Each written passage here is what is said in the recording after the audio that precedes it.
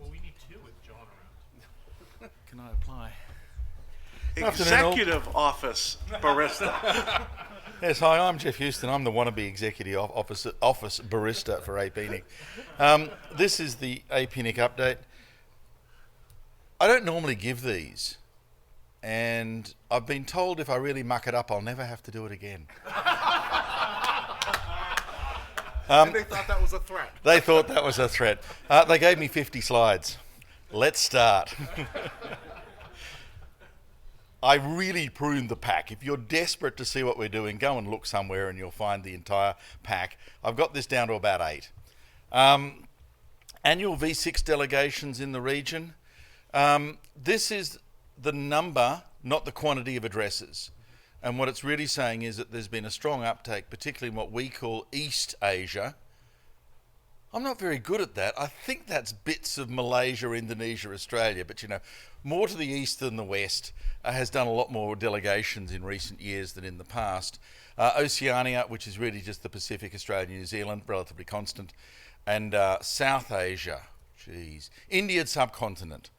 Massive deployment recently, but in terms of delegations, not an awful lot, but some of them are enormously big, and that slide really doesn't show it.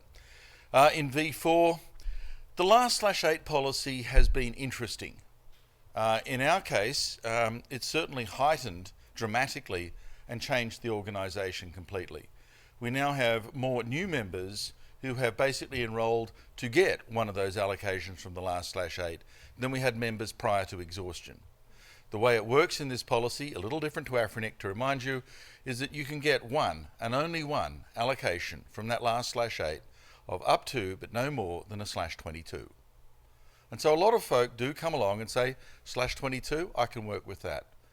A lot more than we had before. And so the number of delegations is large, extremely large, and our membership has grown dramatically simply by those large pool of folk taking advantage of that policy. I'll speak about how long it's going to go in the next presentation, which I'll have more time for if I whiz through this. Oh look, next slide. Transfers. I want to talk about transfers again in the next set of slides. As you see, the amount of cross-traffic between regions, not so significant. The actual number of transfers within APNIC, more significant. There's an awful lot of movement. Interestingly, Japan has a lot of it, I've noticed. But yes, it's more intra, that's right, rather than inter-regional traffic in terms of transfers for us. We're very proud of Who Was. We did it in about a year, thanks to the tech guys. It's a brilliant piece of work. What are we as a registry? What should we be doing? For a long time, we all specialised in giving you a snapshot of today. But as we do things like transfers, and as we try and sort of understand how to give a better picture of how we got to today, actually making sure that we're actually able to tell you what happened before now. What was the picture a couple of years ago? Who had what address? So we've actually done a lot of work in giving you a really fancy GUI with colours. Colours? No applause. Okay, I'll tell them. They didn't applaud the colours. Two people. That's it. Colours are gone. About who had what. And also, of course, like many others, we're working on RDAP. It is amazing how long it takes to kill port 43. My suspicion is it will never die, but we are certainly trying hard to make it die. RDAP gives us a lot better service, gives you better service, and gives us more control over it, rather than uncontrolled denial of service attacks.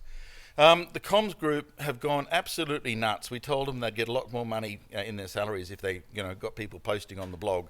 So if you're not crash tackled by one of our comms people, there's something wrong with them or you, because you will be. They're scouring the world for articles. They try and do at least one a day, as far as I can tell. We are competing with the Washington Post. Watch out, Jeff Bezos. We're coming for you.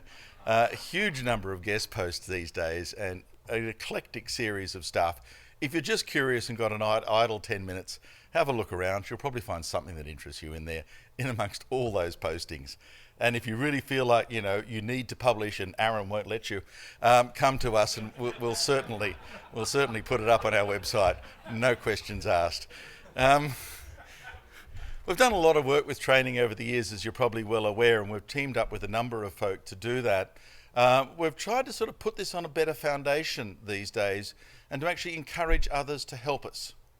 And so we're now setting up the APNIC Foundation. This is its first year of operation, incorporated in Hong Kong, taking a number of our traditional partners, such as the Canadians, now the Japanese and the ITU, and pulling that money together to actually try and get a critical mass to work with a whole bunch of developmental programs, be it both training, on-the-ground programs, awards for various bits of community work, and so on. If you're interested, the APNIC Foundation, well worth having a look at. And if you are interested in that space, please get in touch with us. We're certainly willing and interested in folk to work with this. So it's a big initiative for us this year. Anyone been to Taiwan? It's amazing. I mean, it's a really cool place, right?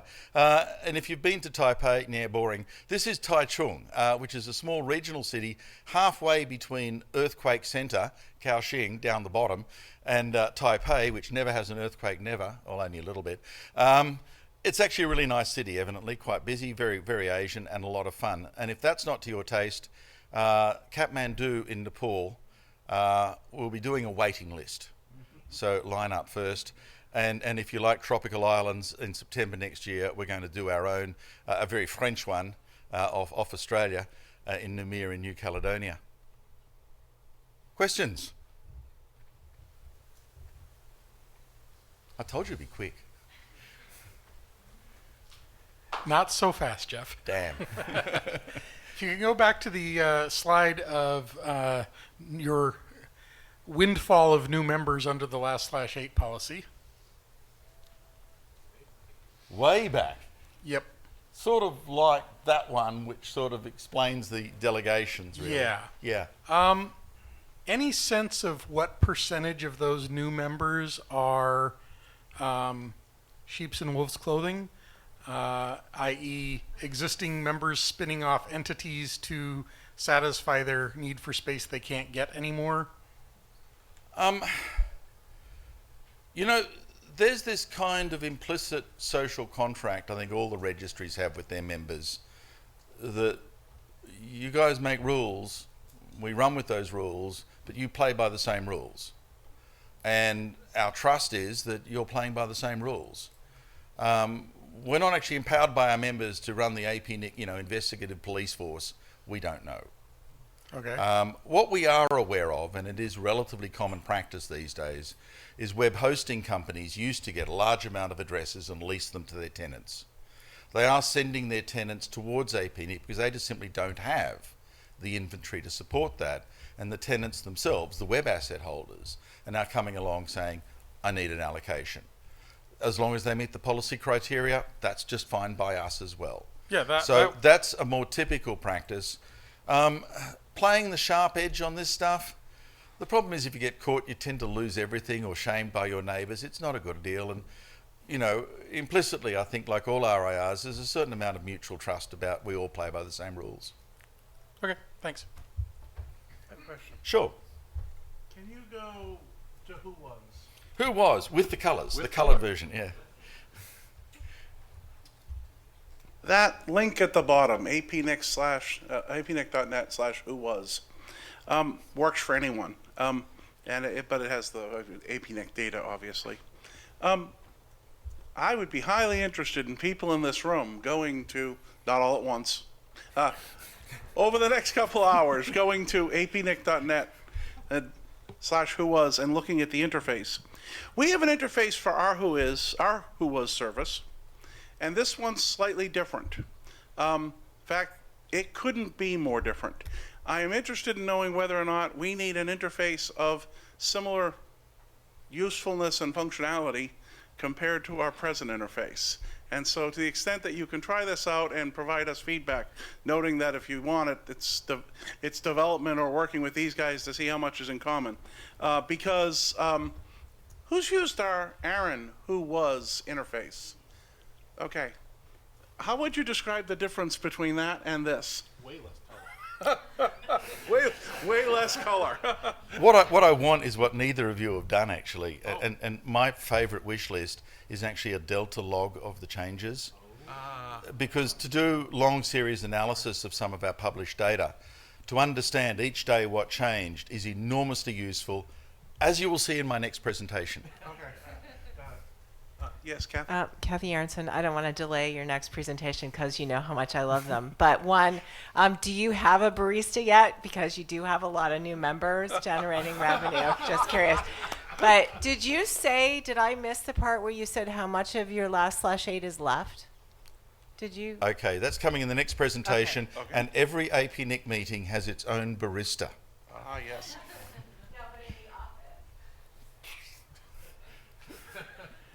Owen DeLong, Akamai ARIN AC. Specifically to answer John's question, the last time I used the ARIN Who Was interface, it may be a little out of date because it consisted of sending an email into registration services saying, I'd like Who Was data for the following time period for the following resource identifiers, and waiting for ARIN to email me an answer. When you got the answer, was it in English or was it a bunch of interesting encoded files? It was mostly in what I would generally refer to as RPSL. Okay, because we've, I guess, fixed it or broken it, depending on your perspective. Okay. Thank you, Geoff. Thank no you. other questions? And you can stand.